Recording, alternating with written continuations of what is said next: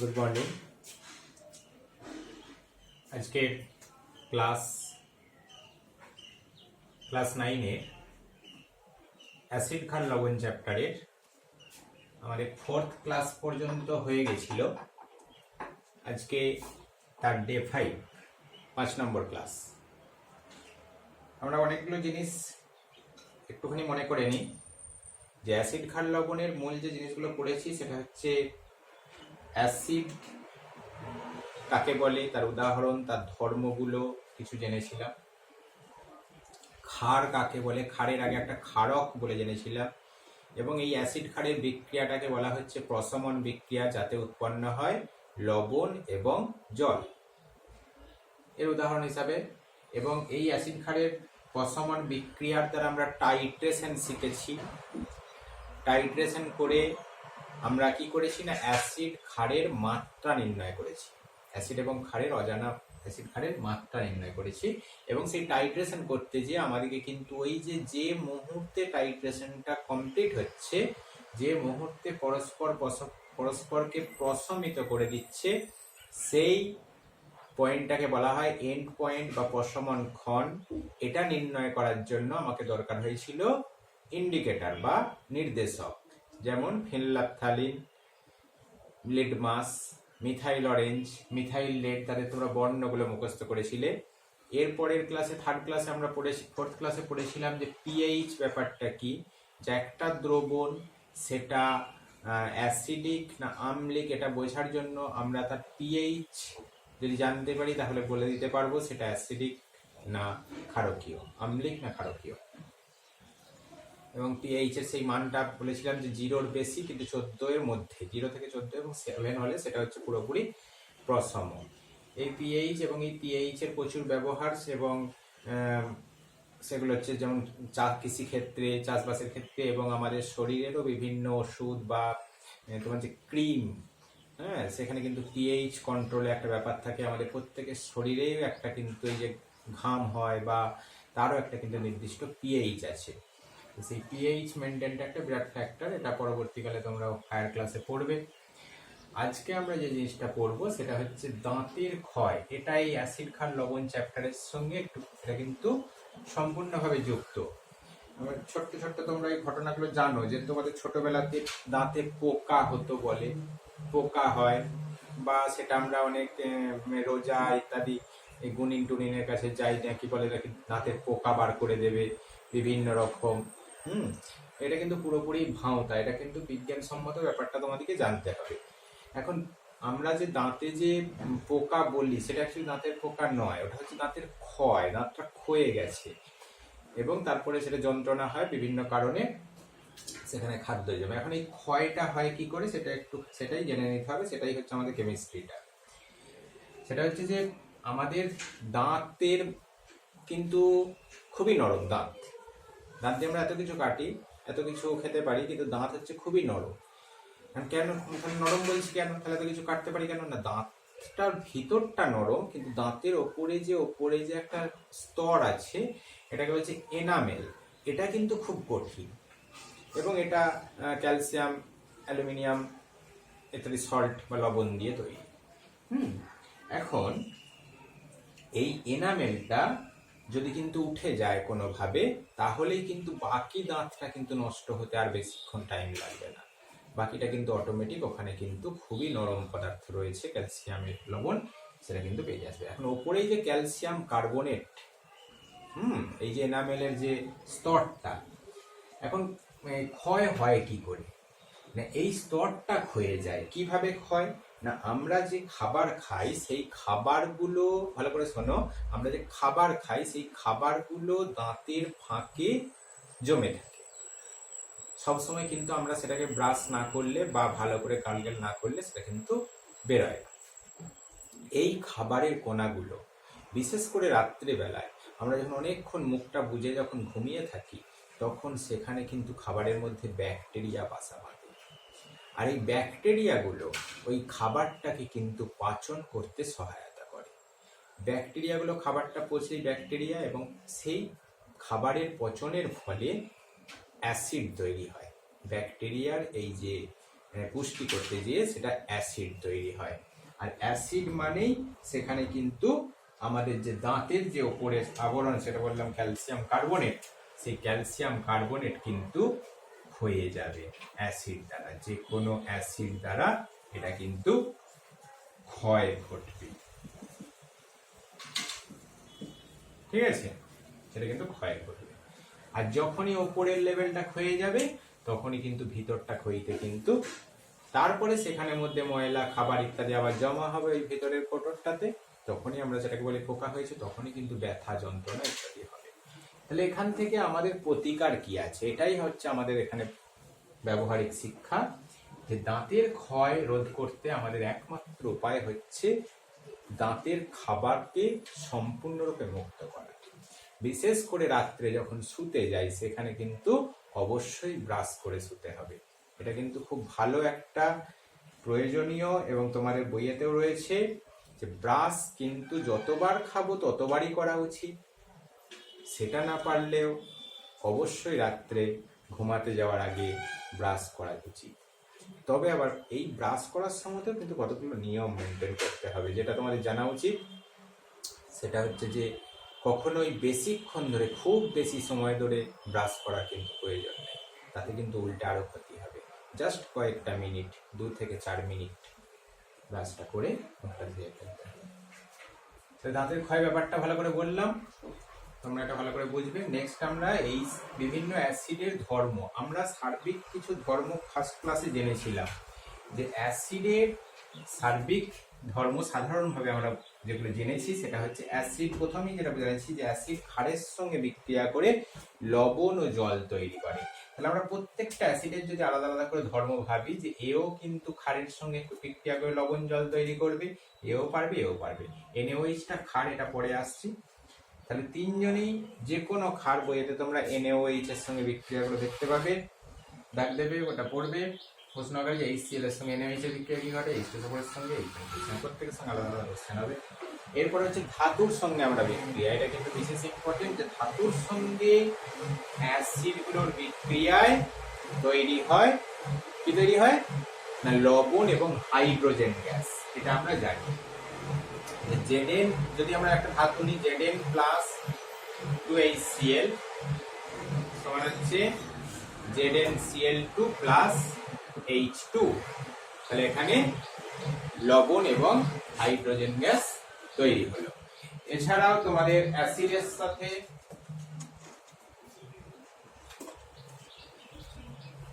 বিভিন্ন অ্যাসিডের সাথে লবণের, অ্যাসিডের সাথে আমার ধাতুর বিক্রিয়া, হ্যাঁ, যে কোনো এখানেও H2SO4 এর সঙ্গেও বিক্রিয়া করবে, HNO3 ইত্যাদি সব অ্যাসিডের সঙ্গে কিন্তু ধাতুর বিক্রিয়ায় লবণ এবং হাইড্রোজেন গ্যাস উৎপন্ন হবে। কিন্তু যদি আমরা কপারের সঙ্গে বিক্রিয়া করি, এই ব্যাপারটা কিন্তু ভালো করে বোঝো, যে কপারের সঙ্গে এতক্ষণ পর্যন্ত এই অ্যাসিডটা কিন্তু লঘু HCl, লঘু মানে জল মেশানো, অ্যাসিডের সাথে ধাতুর বিক্রিয়ায় লবণ এবং হাইড্রোজেন গ্যাস তৈরি হচ্ছে। কিন্তু যদি কপারের সঙ্গে এরকম আমি লঘু HCl এর বিক্রিয়া ঘটাই, তাহলে কিন্তু সেটা বিক্রিয়া করে হাইড্রোজেন গ্যাস তৈরি করবে না। এইখানে কেমিস্ট্রিটা কি, যে জিঙ্ক 10টা পারলো কিন্তু কপার পারলো না। জিঙ্ক কি পারলো না, জিঙ্ক অ্যাসিডের হাইড্রোজেন গুলোকে প্রতিস্থাপিত করে নিজে বসে গেছে। দেখো, এখন প্রতিস্থাপিত করতে গেলে জিঙ্কের কি দরকার না, হাইড্রোজেন থেকে বেশি শক্তিশালী হতে হবে। শক্তিশালী, এটা হচ্ছে আমাদের যে সক্রিয়তা শ্রেণী, ধাতুর সক্রিয়তা শ্রেণী, এটাকে খুব ভালো করে মুখস্থ করতে হবে, যে potassium, calcium, sodium, magnesium, aluminium, zinc, iron, tin, hydrogen, copper, এই ধাতুর সক্রিয়তা শ্রেণীতে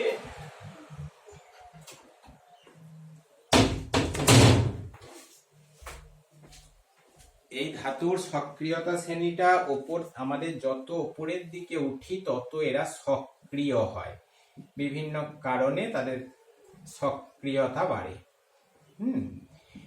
তাহলে যত নিচের থেকে উপরের দিকে উঠবো তত সক্রিয়তা বাড়বে। এখন দেখো জিঙ্ক রয়েছে এখানে আর কপার রয়েছে এখানে, আবার হাইড্রোজেন আছে এখানে, তাহলে তিনটে ধাতু, এই যে তিনটে জিনিস এখানে রয়েছে, জিঙ্ক, হাইড্রোজেন এবং কপার। তাহলে এদের মধ্যে কে সক্রিয় বুঝতে পারছি যে জিঙ্ক বেশি সক্রিয় হাইড্রোজেনের চেয়ে। কপার কিন্তু দেখো হাইড্রোজেন থেকে কম সক্রিয়, তাই কপার কিন্তু হাইড্রোজেনকে প্রতিস্থাপিত করতে পারছে না। একজনকে প্রতিস্থাপিত করতে গেলে তার থেকে বেশি শক্তিশালী হতে হবে, তাহলে এখানে সে কিন্তু শক্তিশালী নয় কপার, তাই কপার হাইড্রোজেন। কিন্তু তাহলে আমরা যদি কপারের সাথে গাঢ় HCl দিই, কপার দিয়ে যদি প্রতিস্থাপিত করতেই চাই, তাহলে কিন্তু আমাকে গাঢ় HCl দিতে হবে এবং সেখানে আরো অক্সিজেন দিতে হবে। অক্সিজেনের উপস্থিতিতে কিন্তু বিক্রিয়াটা ঘটবে, 2CuCl2 প্লাস 2H2O। তাও দেখো হাইড্রোজেন তৈরি করতে পারলো না, জল তৈরি করলো। এইখানটাও যদি কেমিস্ট্রি একটু ব্যাখ্যা করো, খুব মজার ব্যাপার, যে দেখো Cu হাইড্রোজেনকে প্রতিস্থাপিত করতে পারছে না, মানে হাইড্রোজেন এরকম একা একা থাকছে না, তখন কি হলো না, অক্সিজেনকে দেয়া হলো। ওখানে অক্সিজেন কি কাজটা করলো, ওই হাইড্রোজেনকে বার করে নিয়ে ওকে মানে অ্যাকচুয়ালি লোভ দেখানো হলো যে আমি অক্সিজেন, আমি আছি, তুমি হাইড্রোজেনের সাথে এসে যুক্ত হয়ে যৌগ গঠন করবো। তাই এখানে জল তৈরি হলো, কপার ক্লোরাইড Cu এর সঙ্গে HCl তখন বিক্রিয়া করলো। বোঝা গেল? এইভাবে আমরা ধাতুর সাথে বিক্রিয়াগুলো করবে, ম্যাগনেসিয়াম ধাতুর সাথে, জিঙ্ক ধাতুর সাথে। আচ্ছা, নেক্সট হচ্ছে নাইট্রিক অ্যাসিডের সঙ্গে কত, বিশেষ করে ধাতু এই যে কপার, কপার কিন্তু নাইট্রিক অ্যাসিডের সঙ্গে অনেকগুলো অবস্থায় বিক্রিয়া করে। তাহলে আমরা H2S4 HCl এগুলো বললাম, এগুলো তোমরা বই থেকে একটা একটা করে কোশ্চেন আকারে এর সঙ্গে এর বিক্রিয়ায় কি ঘটে এগুলোকে নথিভুক্ত করবে খাতাতে। নেক্সট হচ্ছে তোমার HNO3 এর সাথে বিক্রিয়া। HNO3 এর সাথে দেখো কপারের কিন্তু বিক্রিয়া ঘটবে। কি কি বিক্রিয়া ঘটবে? ওখানে কিন্তু হাইড্রোজেন প্রতিস্থাপন কোনো ক্ষেত্রেই হবে না, সেই একই কারণে, কারণ কপার হাইড্রোজেনের থেকে কম শক্তিশালী। এখন দেখা যাচ্ছে যে বিভিন্ন অবস্থায়, কি কি অবস্থায় না, যদি নাইট্রিক অ্যাসিডটাকে আমরা খুব লঘু এবং ঠান্ডা রাখি, লঘু এবং ঠান্ডা রাখি। নেক্সট হচ্ছে যদি আমরা নাইট্রিক অ্যাসিডটাকে 1:1 মানে হাফ জল হাফ অ্যাসিড নর্মাল টেম্পারেচারে যদি কপারের সঙ্গে বিক্রিয়া ঘটায়। 3 নম্বরে আর একটা কেস করতে পারি যে এটাকে গাঢ় নিলাম এবং তার সঙ্গে উত্তপ্ত কপার নিলাম, এবং তারপরে হচ্ছে একদম যদি আমি HNO3 বাষ্প নিই, তার সঙ্গে কপারের বিক্রিয়া কি ঘটবে। প্রত্যেক ক্ষেত্রে কিন্তু আলাদা আলাদা ঘটবে। তোমরা যদি একটুখানি ভেবে রাখো তাহলে মনে রাখতে সুবিধা হবে। বেশিরভাগ ক্ষেত্রেই আমার CuNO3 লবণটা তৈরি হবে, প্রত্যেক ক্ষেত্রেই।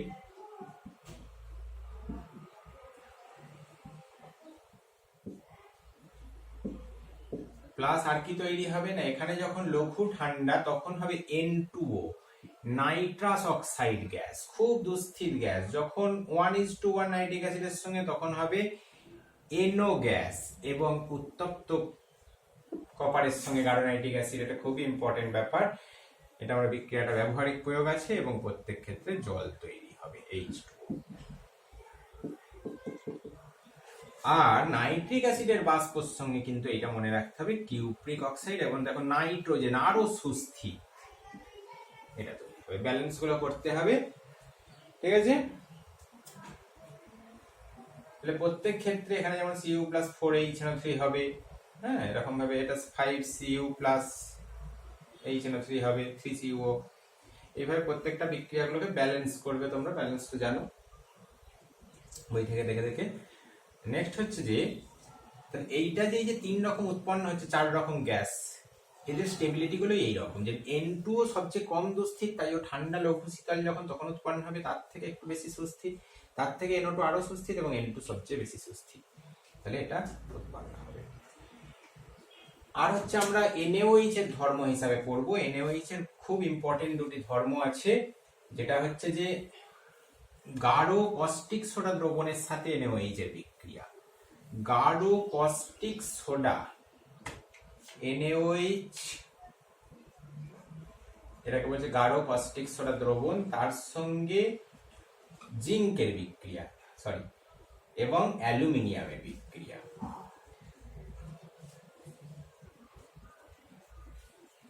গাঢ় কস্টিক সোডা বা NaOH দ্রবণের সাথে জিঙ্ক এবং অ্যালুমিনিয়ামের বিক্রিয়া আলাদা আলাদা করে কি ঘটে? এখানে বেলায় উৎপন্ন হয়, মনে রাখবে, সোডিয়াম জিঙ্কেট লবণ Na2ZnO2 প্লাস H2, আর অ্যালুমিনিয়ামের সঙ্গে বিক্রিয়ায় উৎপন্ন হয় সোডিয়াম অ্যালুমিনেট লবণ, নামটা হচ্ছে সোডিয়াম অ্যালুমিনেট লবণ প্লাস হাইড্রোজেন, জল নয় হাইড্রোজেন। দু ক্ষেত্রেই হাইড্রোজেন গ্যাস উৎপন্ন হবে। তাহলে এটা হচ্ছে তোমার ধর্মগুলো। নেক্সট আমাদের টপিক হিসাবে রয়েছে ব্যবহার। লিখেছিলাম যে ব্যবহারগুলো আমাদের জানতে হবে, এবং শনাক্তকরণ আর অক্সাইডটা আমরা পরের দিনে করব। অ্যাসিডগুলোর শনাক্তকরণ, এটা আরেকটি ক্লাস আমাদের লাগবে, আজকেও শেষ হবে না। আর অক্সাইড, এই দুটো জিনিস আমাদের পড়তে বাকি রইল। আজকে আমরা আরেকটি জিনিস পড়ে নিই, অ্যাসিডগুলোর ব্যবহার। প্রত্যেক অ্যাসিড, 3টি অ্যাসিড তোমাদের রয়েছে সিলেবাসে, এবং একটি ক্ষার যে NaOH, তার ব্যবহারগুলো জানতে হবে। আর ব্যবহারগুলো হিসাবে তুমি বই থেকে দেখবে প্রত্যেকটারই 5টা 6টা করে ব্যবহার আছে, আমি তবু কয়েকটি বলছি। যেমন হচ্ছে 1 নম্বর হচ্ছে অম্লরাজ প্রস্তুতিতে। HCl এর একটি ভালো ব্যবহার হচ্ছে অম্লরাজ। HCl এবং HNO3 দু জায়গাতেই এটা কিন্তু এর ব্যবহার রয়েছে। অম্লরাজ বা অ্যাকোয়ারিজিয়া জিনিসটা কি? অম্লরাজ বা অ্যাকোয়ারিজিয়া হচ্ছে যে 3 আয়তন HCl এবং 1 আয়তন HNO3 এর বিক্রিয়াতে তৈরি যে এই মিশ্রণটা কি বলা হচ্ছে? অম্লরাজ বা অ্যাকোয়ারিজিয়া। ঠিক আছে, তাহলে এই যে এইটা 2Cl অ্যাক্টিভ, খুব ক্লোরিন, এই ক্লোরিনটাই কিন্তু এখানে ঘটনাটা ঘটাবে। কি ঘটনা ঘটাবে? না, এই অম্লরাজের ব্যবহারটা কি? অম্লরাজ জিনিসটা কি? এটাকে বলছে অম্লরাজ, বুঝতেই পারছো যে সেটা অ্যাসিডের রাজা। তাহলে কেন এটাকে বলা হচ্ছে? না, যে ধাতুগুলো কোনো অ্যাসিডেই দ্রবীভূত হয় না, এর থেকেও যখন নিষ্ক্রিয় ধাতু আরো তুমি যাবে এরপরেও, এটা তো সক্রিয়তা বাড়ছে উপরের দিকে, তাহলে নিচের দিকে নিষ্ক্রিয়তা বাড়ছে।